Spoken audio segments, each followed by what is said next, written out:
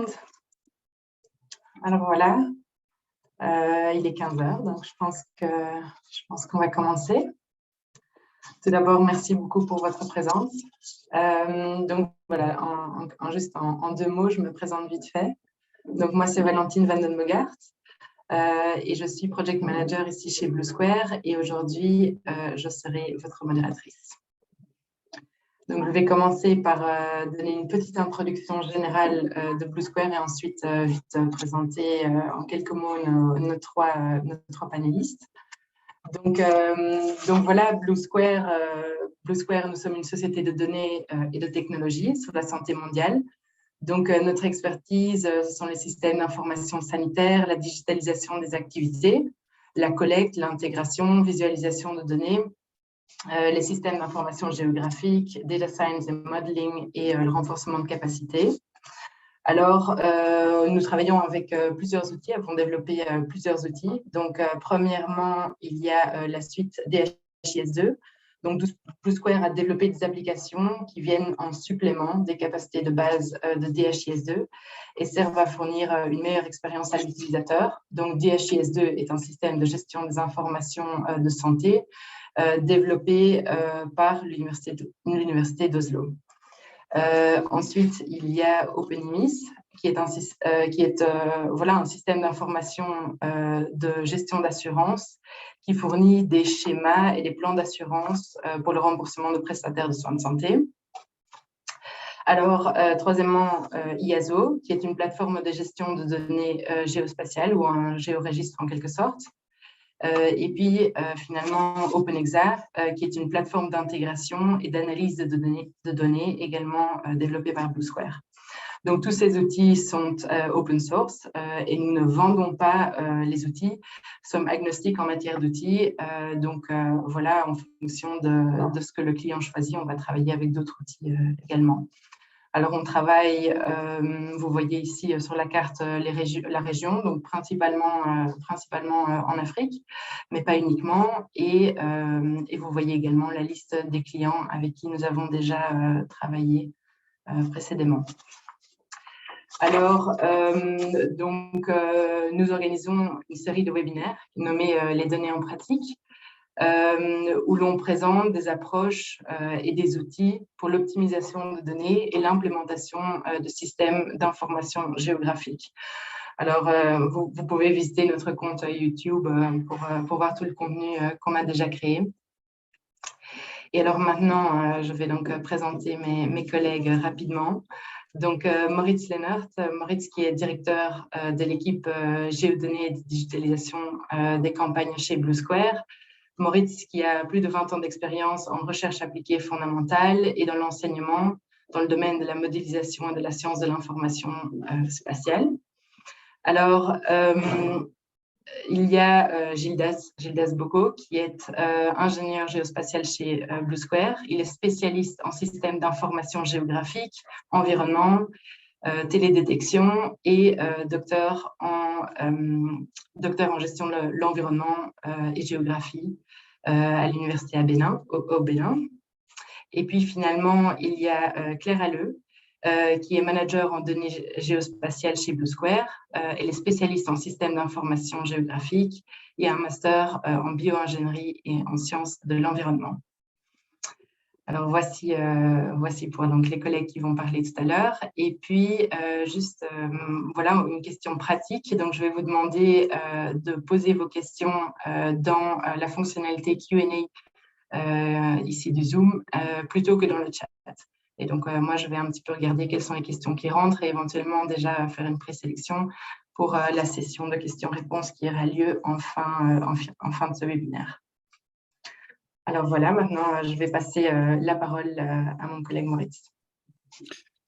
Bonjour tout le monde, bienvenue à ce webinaire. Donc, je vais vous présenter une petite introduction à ce webinaire pour qu'on sache tous de quoi on parle.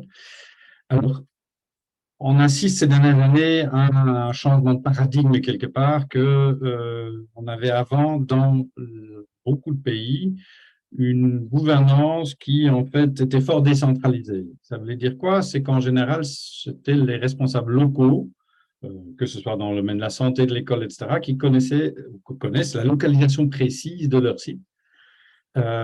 Et tout ce qui est distribution, formation, etc., se faisait en cascade d'un niveau au suivant. Et donc, généralement, il n'y avait pas un besoin fort au niveau central d'une connaissance précise de la localisation géographique. Mais on assiste donc à ce changement de paradigme à cause d'une série de facteurs. Donc, on a un désir pour une analyse plus centralisée, mais en même temps plus détaillée spatialement du système. Donc, que ce soit dans le suivi de l'évaluation, la surveillance, mais aussi des analyses comme disponibilité de services, accessibilité, etc. On a aussi une série de nouveaux systèmes digitaux de planification au niveau central qui arrivent, planification des investissements, des campagnes, qui aussi essayent de viser une précision spatiale importante. On a aussi des phénomènes de décentralisation des compétences et donc une intégration des pyramides domaines, donc pyramides sanitaires, pyramides scolaires, etc., dans les pyramides administratives générales.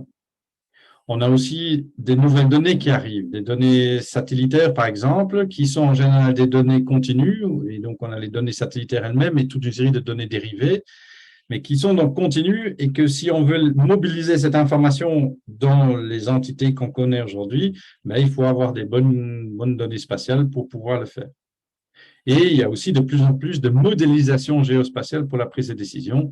Et c'est donc un facteur important aussi pour pousser à de bonnes données géographiques. Alors, dans ce contexte-là, pourquoi est-ce que la qualité nous intéresse tellement? Donc, quel problème est-ce qu'on peut avoir? Ben, si, par exemple, je prends cet exemple des données continues satellitaires, hein, ici en bas à gauche, on voit un exemple c'est un modèle de population où on a des carrés de 100 mètres x 100 mètres avec des données de population. Donc, ça vient de Worldpop.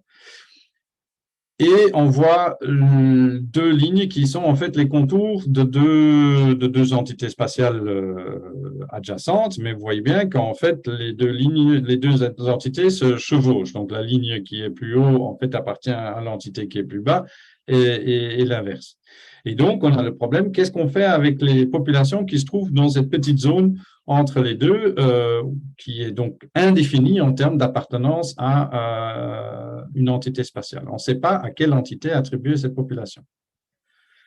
Alors, on a aussi les conflits autour des compétences territoriales. À droite, vous avez un exemple qui vient du Cameroun ici, de superposition des communes, donc ça c'est les couleurs, et les aires sanitaires. Et donc, on voit bien que la pyramide administrative et la pyramide sanitaire ont été pensées complètement séparément. Et donc, maintenant que les communes acquièrent une plus grande compétence dans la gestion du domaine de la santé, par exemple, ben, il faut maintenant ajuster ça. Et pour pouvoir ajuster, il faut aussi avoir des contours corrects et propres. Alors, si on passe au slide suivant. Alors, un autre exemple ici, ça vient du Niger, où on a appliqué notre outil d'optimisation de couverture en infrastructure. Et ici, on a fait un exemple un peu fictif où on a pris juste un centre de santé qu'on a déplacé de 10 km. Vous allez voir, ce n'est pas si rare que ça qu'il y a des déplacements de 10 km, des erreurs de cet ordre de grandeur-là. Et on voit en bas la couverture sanitaire calculée sur base de ces données liées à ces déplacements. Donc, quand on est dans les données originales, on avait une couverture de 31% de la population qui était estimée à moins de 5 km d'un centre de santé. Ben, juste un déplacement d'un centre de santé, on passe à 20%. Donc, vous voyez bien qu'il y a un impact assez important. Slide suivant. Alors, en conclusion, donc, les erreurs dans les données géospatiales peuvent créer des erreurs significatives dans les résultats. Et des données erronées ou non épurées peuvent rendre l'utilisation difficile pour certaines analyses. Donc, si on veut, par exemple, superposer des contours sur d'autres éléments, on ne peut pas le faire. Et ces données peuvent aussi réduire la crédibilité de la source des données. Et donc, il y a une nécessité d'identifier et de corriger ces erreurs dans les données géospatiales. Alors, qu'est-ce qu'on va faire pendant ce webinaire? Donc, on va parler de différents types de données. Moi, je vais commencer par parler un peu des données ponctuelles. Ensuite, mes collègues vont passer aux données polygonales. D'abord, polygonales simples couches, et puis des superpositions de plusieurs couches polygonales. Et on va regarder surtout comment identifier des erreurs et, pour certaines parties, comment corriger ces erreurs. On va travailler essentiellement dans le logiciel QGIS, qui est un logiciel libre de SIG. D'autres logiciels existent, vous êtes évidemment libre d'appliquer ce qu'on fait ici avec d'autres outils. Ce qui est important aussi à noter, c'est que c'est bien un échantillon de problèmes et de solutions qui sont censés surtout vous inspirer à aller plus loin. Alors, si on continue maintenant, donc si on parle des données ponctuelles, alors, quel genre d'erreurs est-ce que nous observons dans notre travail au quotidien avec ces données dans les différents pays? Ici, j'ai pris un exemple un peu fictif des données d'école du Bénin. Donc, ces données viennent de OpenStreetMap. Et donc, à gauche, vous voyez sur un petit bout de territoire du Bénin la localisation de ces écoles. Alors, si vous regardez à droite de la carte, des deux cartes centrales, celle de droite, vous voyez les mêmes coordonnées, sauf qu'elles ont été tronquées à 2 décimales. Et donc, vous voyez bien que tout d'un coup, on n'a plus une répartition très naturelle de ces écoles, mais un alignement comme ça. Et j'ai été confronté souvent à cette situation-là où les personnes ont décidé, pour simplicité, de réduire la précision décimale des données, et voilà le résultat qu'on peut avoir. Alors, parfois, évidemment, les données sont simplement fausses aussi, hein, ça peut arriver aussi, et ça, il faut aussi vérifier, évidemment. Parfois aussi, on peut avoir juste le mauvais signe. Hein, donc, souvent, dans les coordonnées, on a latitude, longitude, et si, par exemple, latitude, on est au-dessus ou en dessous de l'équateur, ben, le signe peut être plus positif ou négatif, et parfois juste des inversions. On peut aussi avoir des inversions entre latitude et longitude. Et donc, quand on regarde la carte à droite, ça, c'est un exemple où on a une partie de ces écoles du Bénin qui se trouve tout à fait ailleurs, simplement parce qu'il y a eu une inversion latitude-longitude. Avec la grille que vous voyez à côté de la carte, vous pouvez voir qu'on a bien simplement inversé la logique. On peut aussi avoir des mélanges entre coordonnées décimales et coordonnées en degrés, minutes, secondes, ce qui demande donc tout un nettoyage aussi. Alors, ici, ça c'est une erreur très typique qu'on voit souvent, c'est une incohérence entre localisation géographique de la donnée et l'affiliation administrative du lieu que la donnée est censée représenter. Donc ici, on a un exemple de toute une série de localités qui, ici vous voyez l'étiquette de chaque localité indique le district auquel cette localité est censée appartenir. Et vous voyez bien qu'on a la localisation de toute une série de points, donc tous ceux qui sont en jaune, qui sont ailleurs que dans les contours du district en question. Alors, évidemment, on ne sait pas, ici, en regardant ça, d'où vient l'erreur. Ça peut être une erreur de localisation des points ou une erreur des limites. Alors, ici, une première approche de solution, si vous voulez, à comment un peu éviter des erreurs, essayez justement de les éviter le plus possible à la source, évidemment. Première chose, c'est imposer l'utilisation d'une hiérarchie existante dans vos outils de collecte. Donc ici à droite, vous voyez l'exemple de notre outil IASO dont ma collègue Valentine avait parlé en introduction. Vous voyez à gauche la partie web et à droite la partie mobile. Mais vous voyez qu'en imposant une hiérarchie, on s'assure quand même un minimum que les données qui sont créées, donc si par exemple on crée une nouvelle localité dans le système, mais le soit dans une pyramide qui est correcte. Dans beaucoup de collectes de données, on a en fait des personnes qui notent à la main, ou même dans l'appareil, mais qui notent librement le nom du district, le nom des entités supérieures, et ça, évidemment, est source de beaucoup d'erreurs. Alors, l'autre chose, c'est évidemment utiliser les précisions suffisantes pour l'enregistrement des coordonnées, donc il faut compter certainement 5 décimales au minimum. Et puis, vous pouvez aussi introduire des contrôles quand vous passez à des systèmes de collecte digitaux. Vous pouvez imposer des contrôles. Donc ici, vous voyez un exemple en bas à droite d'un contrôle latitude-longitude qui sont en fait contraints par les coordonnées minimum maximum dans chaque direction du Cameroun. Alors, pour terminer, je vais vous montrer donc un exemple typique juste d'application, c'est comment est-ce qu'on identifie ces erreurs d'affiliation. En gros, ce qu'on va faire, c'est on va faire une jointure spatiale. On va donc superposer les points à des polygones. On va chercher le nom, l'identifiant du polygone dans lequel tombe le point et on va vérifier si ça correspond bien à l'affiliation qui était notée pour le point au départ. Alors, si on peut aller vers la démo. Donc, ici,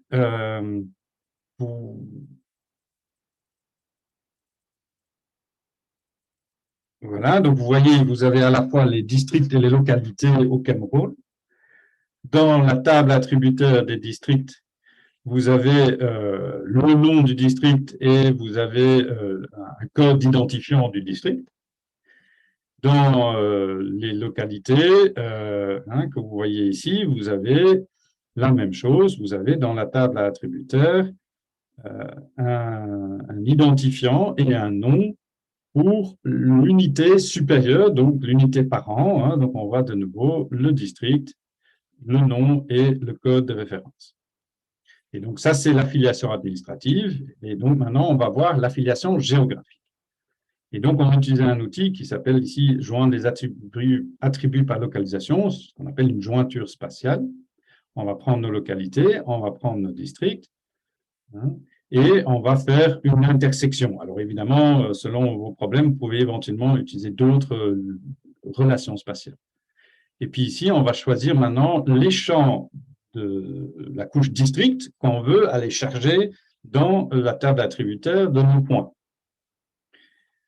Alors, et ici, je peux mettre un petit préfixe qui me permet de distinguer ces champs que j'ai chargés dans ma table attributaire. Comme ça, je vois facilement. Voilà, vous voyez que ça, c'était assez rapide. Maintenant, j'ai une couche qui en sort, qui est une couche donc en mémoire ici de QGIS. Et vous voyez qu'il y a bien ces deux champs qui ont été rajoutés, le nom et le code de référence. Et vous voyez donc, vous pouvez directement visuellement voir la correspondance. Ici, dans ce cas-ci, il y a une correspondance, ou alors la non-correspondance entre un nom de district, un code, et le nom, le code du district d'affiliation administrative. Alors, pour visualiser ça un peu plus systématiquement, on va faire une requête, une sélection par requête. On va sélectionner tous les points où le code de référence administrative n'est pas égal au code de référence de ma couche de contour. Vous voyez ici l'ensemble de ces entités-là qui sont sélectionnées. Et vous voyez bien que sur les 9000 et des entités, on a 2000 qui sont où il n'y a pas de correspondance. Donc, on voit bien qu'il y a un petit problème dans ce set de données. Et ici, vous voyez en jaune l'ensemble de ces points qui sont dans ce cas-là. Et pour alors continuer à travailler juste sur ces points-là, vous pourrez par exemple sauvegarder juste les points sélectionnés. Comme ça, vous pouvez éventuellement les transmettre à d'autres pour qu'ils les corrigent, etc. Alors, une condition qui est évidemment absolument nécessaire pour que ce genre de choses marche, c'est que vous avez des bons contours. Et donc, ça, c'est quelque chose qu'on va donc regarder dans la suite de ce webinaire. Donc, si on peut partir au slide suivant. Voilà, je laisse donc la parole à ma collègue Claire qui va donc parler d'une correction topologique sur une couche unique. Merci.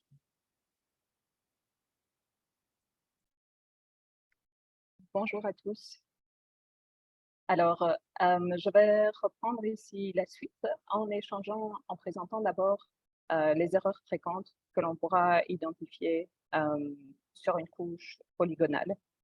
Donc, comme Ritz l'a présenté tout à l'heure, on peut avoir des limites en fait d'entités voisines qui vont se chevaucher, qui ne vont pas donc se suivre ou être cohérentes entre elles. Et dans ce cas-là, ça va créer soit des trous ou des chevauchements.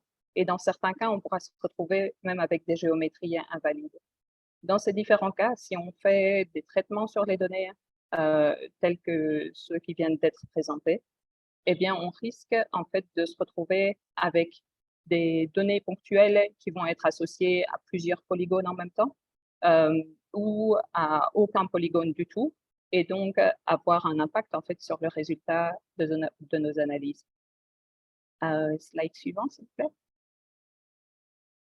Alors, pour bien démarrer, ici, on va on va supposer en tout cas qu'on part de couches de données et d'un projet qui sont dans le même système de coordonnées. Ici, moi, je vais travailler dans un système de coordonnées projeté, ce qui va permettre de travailler dans le système métrique.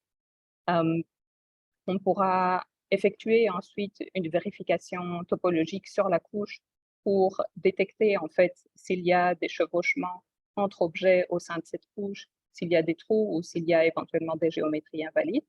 S'il y a des géométries invalides, il y a un petit outil qui permet de les réparer assez rapidement dans QGIS. Et ici, en fait, on va regarder en pratique comment on peut traiter une série de cas de chevauchement et comment on peut remplir des trous et les attribuer à ses voisins. Alors, dans ce genre de situation, ici, on va traiter en fait une série d'objets qu'on pourra associer de manière automatique. Dans un certain nombre de cas, il y a de l'arbitrage à faire et il faudra en fait peut-être reconsidérer la situation sur le terrain, faire une extraction des données à repartager avec des collègues pour vérifier dans le cas de doute ou de surface importante.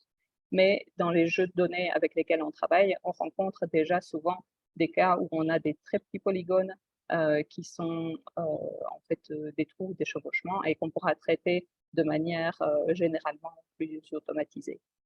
Et donc, pour réaliser cela, en fait, on aura besoin du panneau de boîte à outils de traitement. C'est ça qu'on va utiliser principalement aujourd'hui. Et puis, en fait, ce qui est toujours utile, surtout lorsqu'on doit faire des corrections manuelles, c'est d'activer les barres d'outils numérisation et numérisation avancée et d'activer aussi la barre d'outils d'accrochage dans laquelle on pourra activer l'édition topologique et sélectionner le fait qu'on évite les chevauchements sur la couche active. Et ça permettra, lorsqu'on crée de nouveaux objets, d'éviter en fait d'avoir des objets qui vont se chevaucher. On peut lancer la démo, s'il vous plaît.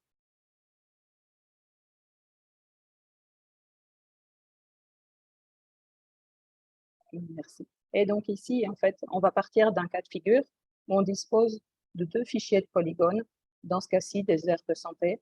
Il y a une couche verte qui est l'ancienne couche, il y a une couche grise qui représente en fait une couche plus récente ou qui vient d'une source qui est jugée plus fiable ou qui peut venir d'une source officielle. On a fusionné les deux. Ici, je n'ai pas montré par économie de temps, mais on a simplement fusionné ces 2 couches. Et alors, on va faire une vérification topologique en allant sur l'onglet vecteur et on va donc activer et configurer des règles de topologie.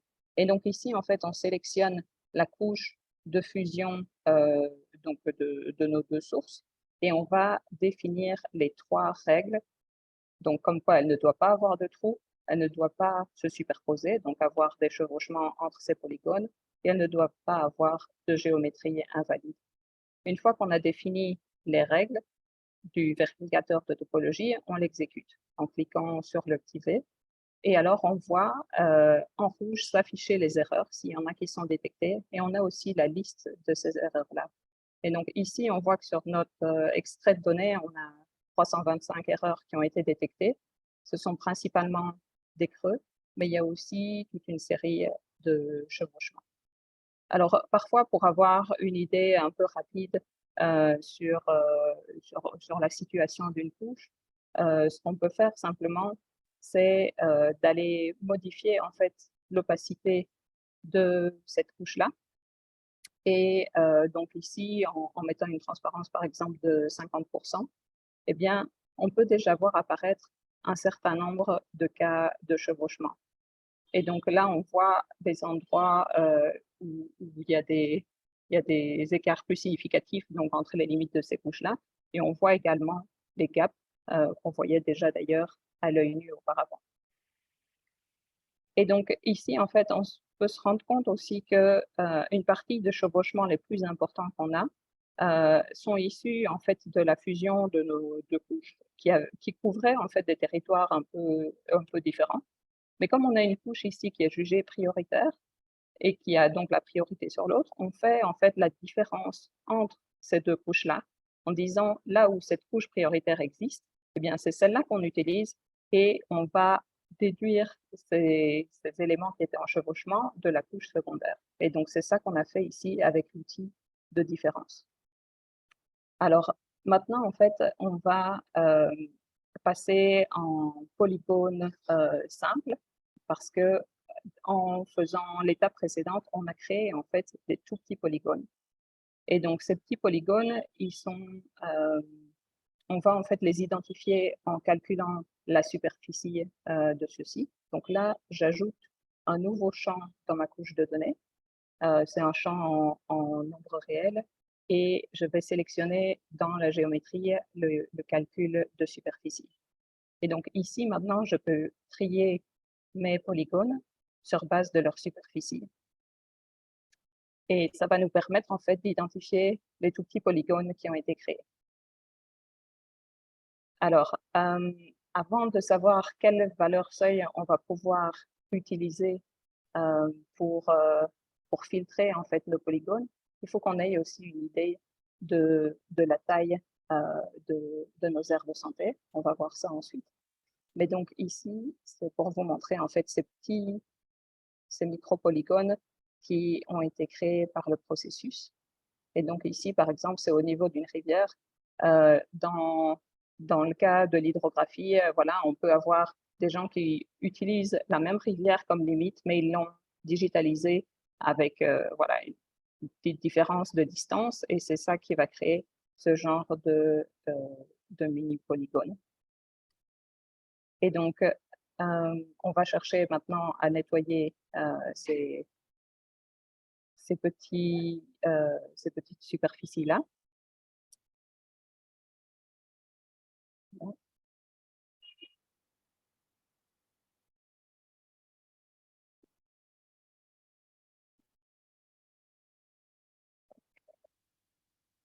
Et donc, ici, des tout petits polygones comme ceci, en fait, ne sont pas vraiment significatifs.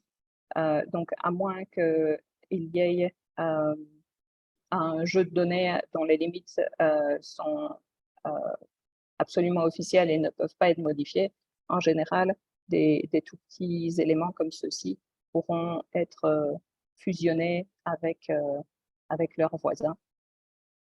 Mais donc ici, en fait, on va vérifier la taille de l'aire de santé la plus petite. Et donc, on arrive ici à 21 millions et quelques. On est en mètres et donc il s'agit de 21 km² pour l'aire de santé ici, la plus petite de mon jeu de données. Et donc, on va pouvoir utiliser une Weidler seuil d'environ 20 km² pour identifier ces nouveaux petits polygones qui ont été créés dans le processus de nettoyage ou qui n'ont pas lieu d'être. Si vous travaillez avec des couches de données qui mélangent des données urbaines et rurales, il faudra parfois séparer les couches et les traiter différemment parce qu'on peut avoir des tout petits polygones qui doivent être maintenus comme tels. Et donc ici, je mets maintenant en place une sélection des polygones sur base de leur taille. Et donc, on a sélectionné ici sur base d'une expression qui identifie tous les polygones inférieurs à 20 km². Et donc, si on zoome ici, voilà, on peut voir que ceux qui sont sélectionnés sont ici en jaune. Et donc, on va maintenant utiliser un outil qui s'appelle « Éliminer les polygones sélectionnés ». Et donc, on a sélectionné la couche qui nous intéressait, nos polygones à supprimer sont sélectionnés et on va les fusionner sur base de la plus longue, de l'objet avec lequel ils partagent la plus longue limite. On peut choisir de les fusionner avec l'objet voisin, le plus grand ou le plus petit, en termes de superficie aussi. Ça sont des choix qui peuvent être faits. Et donc ici, on voit maintenant qu'ils ont été intégrés dans l'entité voisine. Et donc, on était en train de traiter en fait notre fichier de source secondaire et on va maintenant le refusionner avec notre fichier de source prioritaire pour voilà, récupérer un jeu de données avec l'ensemble de nos aires de santé, mais donc où on a déjà traité un certain nombre de cas de chevauchement les plus importants. Alors maintenant, en violet, on voit un cadre, ici j'ai appelé cette couche frame, mais donc c'est un rectangle qui circonscrit simplement notre couche d'intérêt. Et on va l'utiliser en fait pour faire la différence avec notre couche des aires de santé, pour identifier et créer en fait tous les polygones qui correspondraient aux trous entre ces deux couches-là. Et donc on utilise simplement à nouveau l'outil différence. Et lorsqu'on fait ça, on obtient en fait un multipolygone qui inclut l'ensemble de ces polygones-là. Et donc, pour pouvoir les séparer et les traiter individuellement, on va utiliser l'outil de morceaux multiples à morceaux uniques qui va nous permettre alors de les sélectionner individuellement.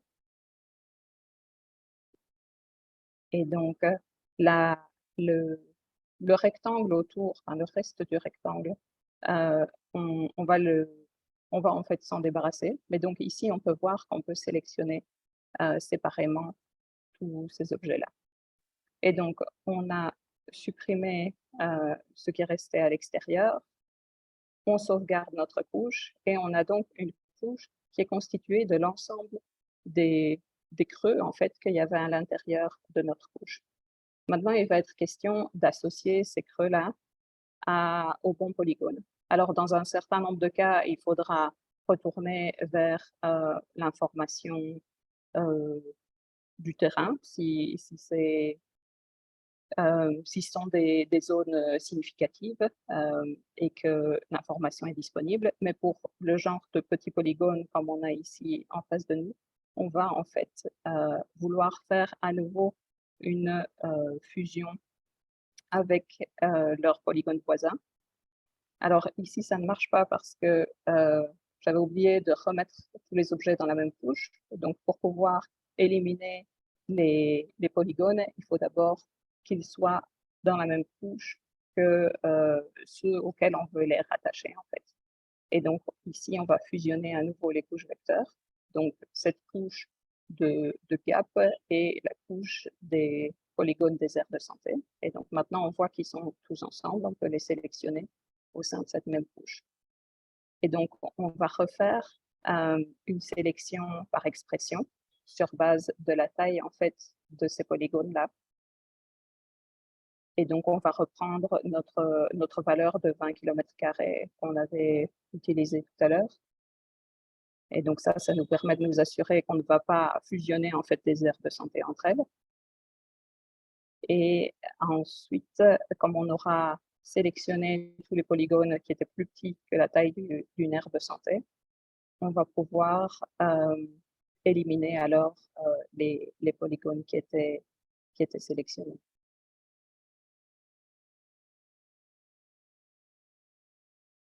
Alors, il faut bien sûr enregistrer la couche. Donc ici, le calcul de superficie ne s'est pas fait parce qu'en fait, il y avait déjà un champ qui s'appelait Area. Et donc, on va simplement mettre à jour ce champ-là. Et donc, on reprend la même formule. Et maintenant, on va filtrer les polygones les plus petits.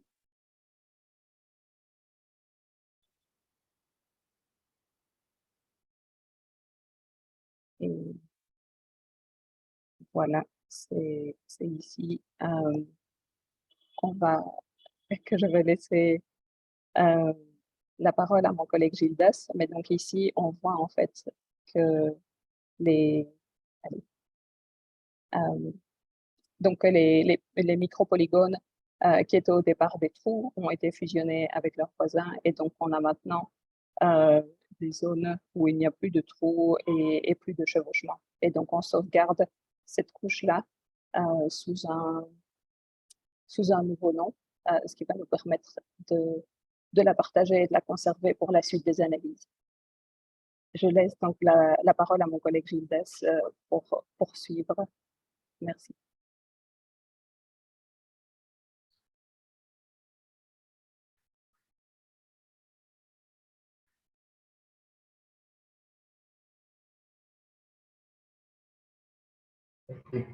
Merci beaucoup, Claire. C'était très intéressant. Donc, à la suite de Claire, je vais parler, moi, de cas de figure où vous devrez maintenant, où vous aurez à aligner de façon topologique, donc deux couches de polygones qui couvrent relativement le même espace. Alors, dans quel cas de figure on peut avoir ce genre de choses? C'est par exemple quand vous avez des entités d'une carte qui sont, par exemple, la subdivision de la seconde carte, comme par exemple les cartes administratives, vous avez des communes, des départements ou bien des arrondissements et des communes selon les pays. Ou encore, un autre cas, c'est quand les données couvrent la même thématique, mais une source différente, avec une source considérée comme officielle. Un peu comme dans les cas de figure précédents, on avait des entités, mais ici aussi, ça peut arriver dans tout cas, hein, vous pouvez avoir déjà des données sur Internet, il y a des sites qui ont des dépôts je sais pas, de l'ES différemment. Et aussi, vous pouvez obtenir des données de vos institutions nationales qui sont plus autorités en matière de fourniture de données spatiales, comme par exemple, vous pouvez obtenir des données de l'Institut géographique international et on va déjà d'autres données bon, pour un pays, par exemple les frontières, ça c'est un cas classique, il y a assez de sources pour ça. Donc, il peut arriver que vous voulez aligner les deux. Troisième possibilité, c'est lorsqu'on, par exemple, on a un découpage de cartes dans une thématique donnée, comme par exemple les aides de santé, comme tout à l'heure, mais aussi, par exemple, les dénombrements ou les aides de recensement. Donc, on fait des découpages sur la base de cartes administratives. Donc, on prend un département, on divise en un certain nombre d'ailes, et puis on prend une commune plus grande, on va diviser en un certain nombre d'ailes, et encore, dans notre cas, c'est les ailes protégées et les frontières nationales. C'est un classique, puisque certaines aires protégées peuvent se retrouver à la limite du pays, et selon les sources, ces aires peuvent déborder ou elles peuvent être juste à la limite comme prévu. Donc, il peut y avoir soit un gap, soit un chevauchement, comme on l'a dit tout à l'heure. Donc voilà, ce sont des cas de figure possibles. Comment on peut se rendre compte de ces erreurs-là? Bah, d'abord, la plus simple, c'est il y a une analyse visuelle. Hein. On peut juste zoomer, regarder, on peut se rendre compte. Ça, c'est facile. Mais on peut aussi utiliser les outils qui sont fournis en QGIS, comme l'outil de vérification de la validité de la géométrie, on trouve dans le même vecteur. Ça, c'est assez simple. Ça vous montre en même temps les erreurs potentielles, mais surtout de géométrie, mais ça fonctionne normalement sur la base d'une seule couche.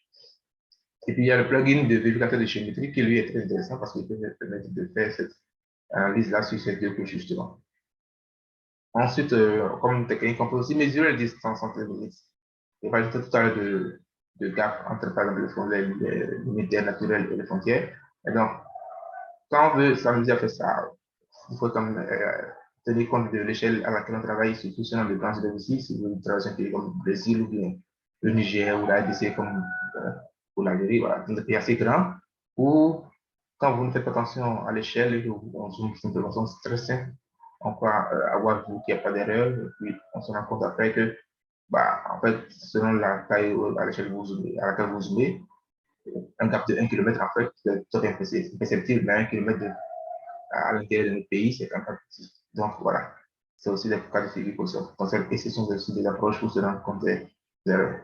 Donc, alors ici, comme illustration dans le cas du Niger, d'abord à gauche, on a des communes en rouge et donc des départements en bleu. Alors, les communes sont supposées être des subdivisions des départements. Mais comme vous pouvez le voir, il y a des communes qui dépassent largement et donc on a des cartes qui vont jusqu'à 1,4 km de cas, donc des communes qui dépassent hors du pays pratiquement.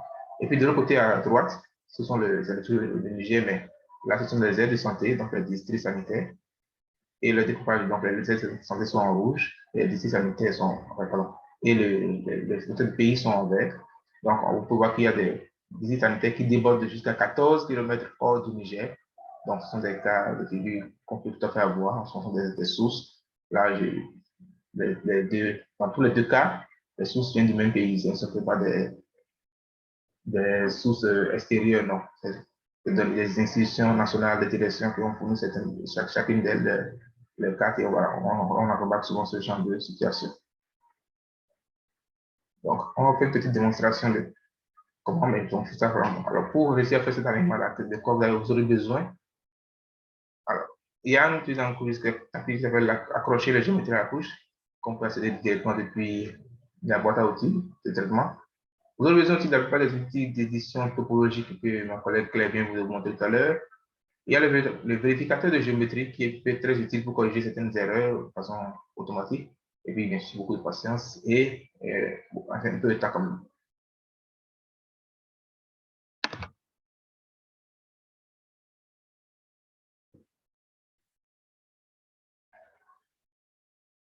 Alors, donc, tout dans le cadre du Niger, on a ici donc les limites de département, comme je disais tout à l'heure, mais cette fois-ci avec les limites du pays.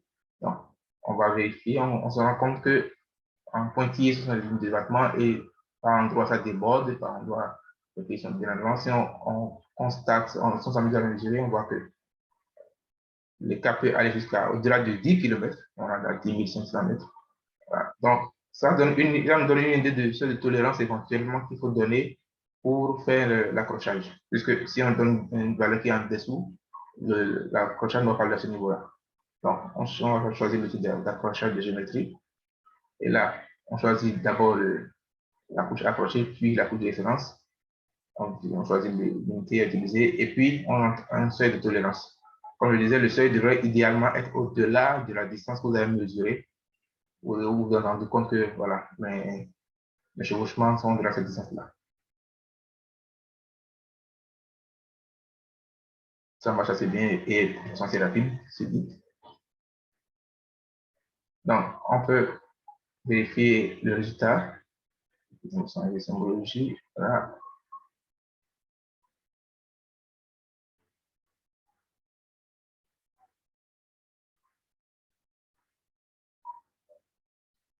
Voilà. Donc, on a ici en vert la nouvelle couche qu'on vient de créer, donc le département, et juste à côté en noir, le pays, mais à part quelques endroits où il y a encore un petit gap, le reste, c'est assez bien proche. Ici, par exemple, on a aussi un gap directement élevé qu'on peut corriger manuellement. Mon sentiment, comment ça se fait, ça c'est la digitalisation. Donc, il faut juste activer les outils d'édition topologique, assurer que l'approchage est activé sur les sommets et sur les lignes, et sur les segments. Choisir un bon seuil de tolérance parce que là aussi, sinon, l'approchage ne marchera pas. Et donc, après, vous pouvez manuellement, ici, on a la chance, c'est une ligne assez rectiligne. Donc, on peut juste supprimer les points qui sont inutiles, qui font que ça, au lieu d'une ligne à une courbe, au lieu d'une droite à une courbe, donc vous supprimez ça, et puis vous réduisez le nombre de vecteurs et accrocher les autres. Voilà. Donc, on peut accrocher les vecteurs. Donc, on peut simplifier la ligne, mais tout en respectant la couche d'origine, donc la limite du pays.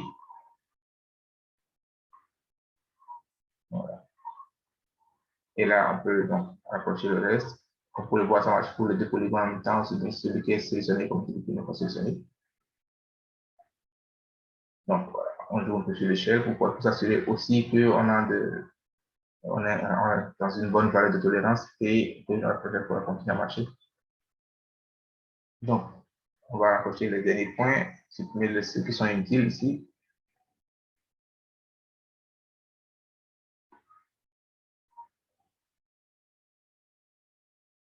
Voilà. Et pour le reste, voilà, on s'assure, on fait juste 2 points pour s'assurer d'avoir une ligne droite et puis on supprime tout ce qui est au milieu. Voilà. Donc, le reste est sur la ligne, puis 2 points parce que nous sommes droite.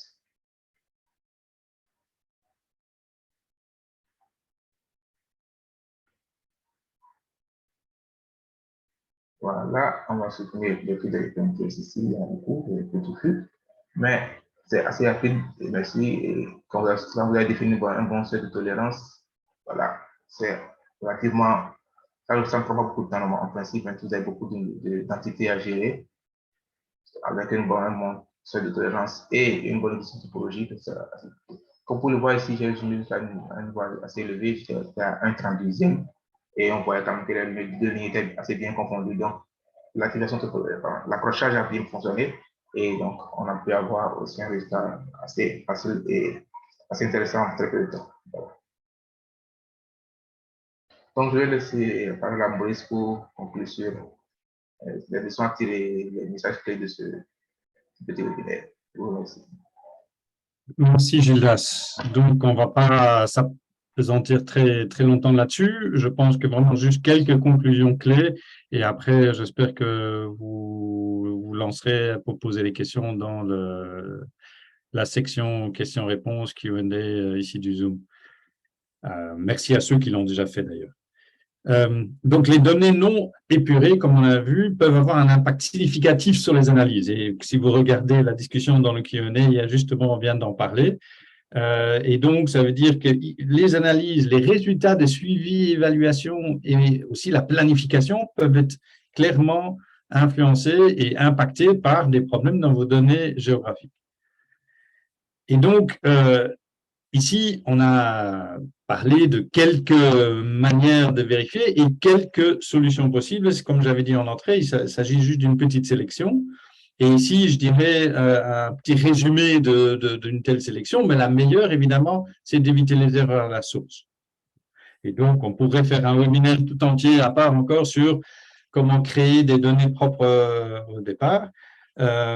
Mais aujourd'hui, voilà, on s'est concentré sur comment est-ce qu'on prend les données où il y a des problèmes, comment on identifie les problèmes, comment on les résout. Deuxième point très important à nos yeux, c'est d'intégrer la vérification de santé de vos données dans les processus de travail même. Ça ne devrait pas être quelque chose à part, fait éventuellement par un expert extérieur, etc. Mais dans les processus de travail même, il faudrait prévoir des étapes de vérification de santé. C'est évidemment aussi vrai pour les données non géographiques et ici, pour les données géographiques, donc encore plus. Alors, même chose, lié à ça, il ne faut pas faire des vérifications, voir qu'il y a des problèmes, mais quand même laisser aller le processus et puis faire les corrections à la fin. Il faut faire les corrections aussitôt que possible dans le processus de travail. Parce que à chaque étape, l'erreur se propage.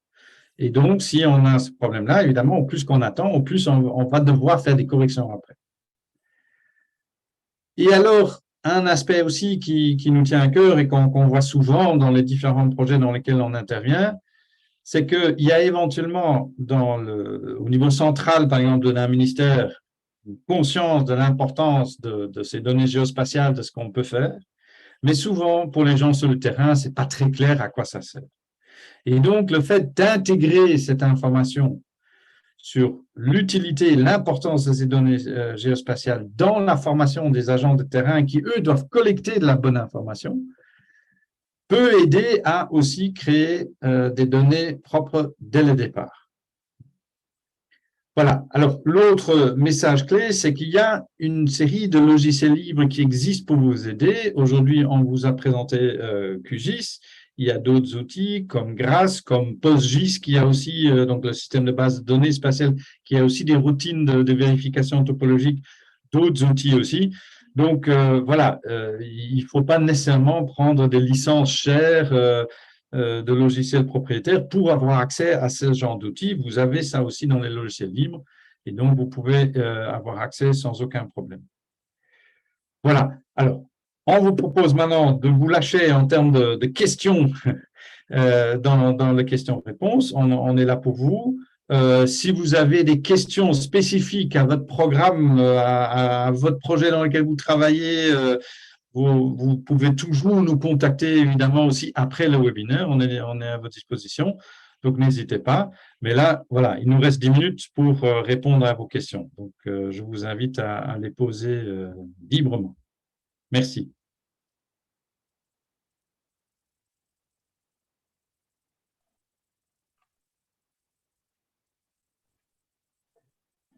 Alors, je voulais également vous dire aussi qu'on vous enverra un petit lien vers un formulaire d'enquête, ici maintenant dans quelques minutes.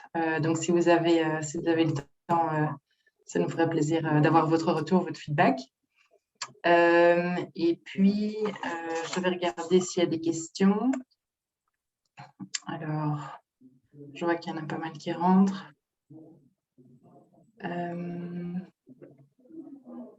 Donc ici, je vois la première question de Charles. Donc, au-delà de corriger les données des limites, y a-t-il une application plus fiable pour collecter les données linéaires d'une entité donnée dont les limites sont des limites non naturelles? Alors, je peux m'essayer à une réponse à ça. Je ne suis pas sûr de tout à fait comprendre la question.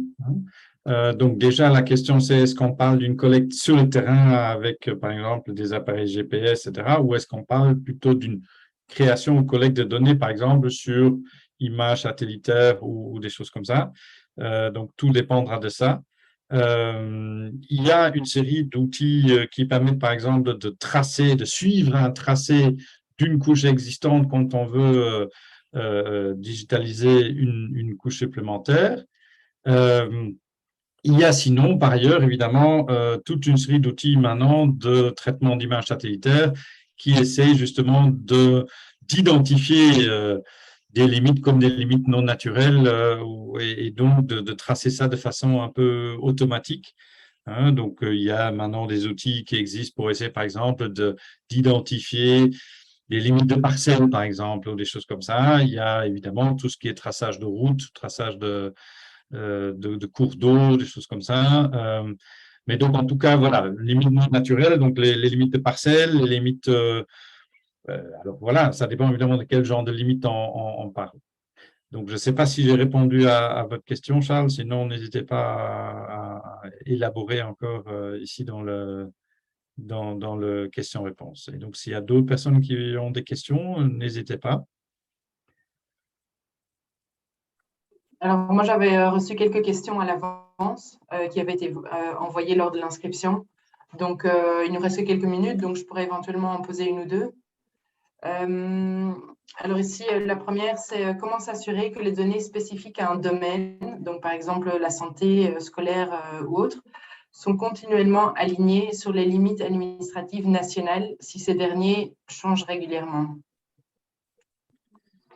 Alors oui, ça c'est un problème auquel on est confronté très souvent dans pas mal de pays, que évidemment, pour l'instant, on travaille souvent dans les ministères en silo. Et donc, il y a ceux qui travaillent sur les données, par exemple, de la carte sanitaire ou sur les données de la carte scolaire ou la carte hydrique ou que sais-je, et qu'il y a par ailleurs des personnes qui travaillent sur les limites administratives et qu'il y a peu de connexion, un peu d'interaction entre ces personnes.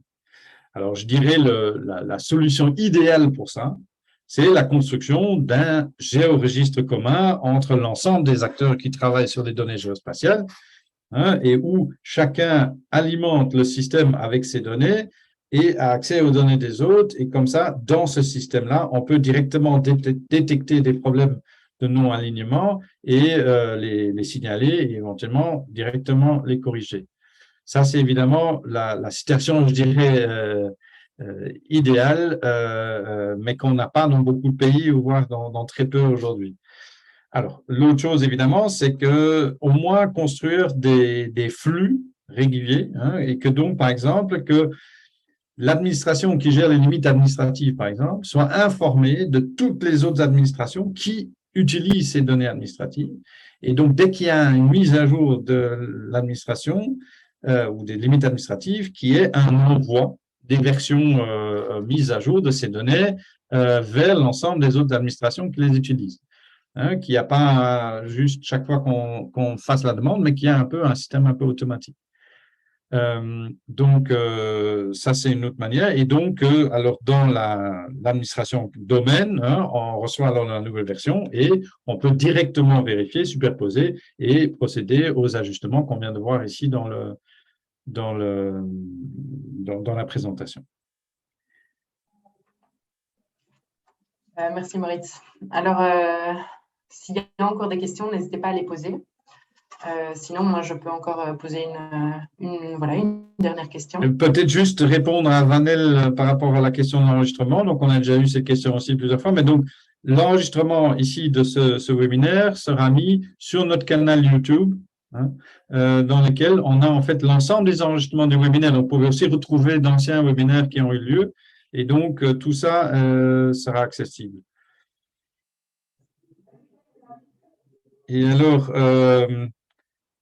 voilà, il y a des questions qui sont là. Par exemple, je vois une question de Saint-Bernard sur est-il conseillé de faire la moyenne des points GPS, l'athlon, collectés à l'aide de plusieurs appareils dans les périodes différentes qui sont censés représenter des centres de santé spécifiques. Alors, je ne sais pas, Claire, est-ce que toi, tu as envie d'intervenir là-dessus? puisque c'est quelque chose auquel on est fort confronté en RD. Alors, oui, et je veux dire, donc si les appareils ont une précision similaire, ça peut être voilà, une solution plutôt que d'avoir à arbitrer parce qu'on ne sait pas lequel en fait donne la position exacte. Mais pour pouvoir en fait arbitrer entre les points, ça reste utile d'avoir accès à cette information de précision qui est généralement collectée en même temps que la latitude et la longitude. Parce que si vous avez un point qui est fortement erroné par rapport aux autres, il risque de faire dévier toute la moyenne. Je veux dire, il vaut mieux avoir ça en tête quand même. Parce que cette moyenne ne va pas toujours améliorer. Et donc, parfois, il vaudrait mieux regarder la médiane et des choses comme ça. Ça va dépendre un peu des données et du contexte. Donc, nous, par exemple, on a eu ce cas dans différentes situations et donc on a une sorte d'arbre de décision pour choisir les points qui nous paraissent les plus fiables. Et donc, si on a plusieurs qui sont très proches les uns des autres, à ce moment-là, on peut éventuellement dire on prend la moyenne. Mais s'il y a plusieurs groupes, mais qui sont très éloignés les uns des autres, il ne faut surtout pas utiliser la moyenne. Hein. Donc, je pense que c'est une réponse qui n'est pas oui-non, mais qui est selon la situation.